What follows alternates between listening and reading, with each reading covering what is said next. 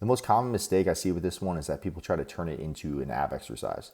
So the first thing you want to do is just take a couple long exhalations. Make sure that you feel your abdomen is completely relaxed. You should feel that you can fit a finger or two underneath your rib cage.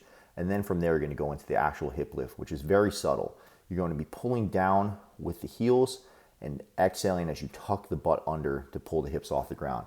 And you want to pull from that area that my hands are on right now, that ischial tuberosity where the hamstring comes and inserts into the pelvis, as opposed to that high hamstring or low hamstring by the knee. We want to make sure that the whole unit is not coming up together as I'm showing here, but rather we're tucking under as we come off the ground. So it's almost like one segment at a time is coming up, starting with the pelvis and working into the lumbar spine.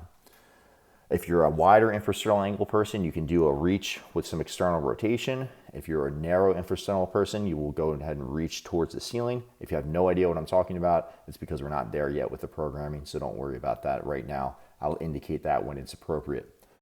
If we take a look at this awkward angle from the front here, you can see that the goal is to keep the femurs, the tibias, and the feet all in a straight line. You can do that by just throwing something in between the knees. You don't necessarily have to be squeezing the crap out of that thing, but just use it there more as a placeholder. If you're narrow, we might squeeze a little bit more. If you're wide, you're just going to hold.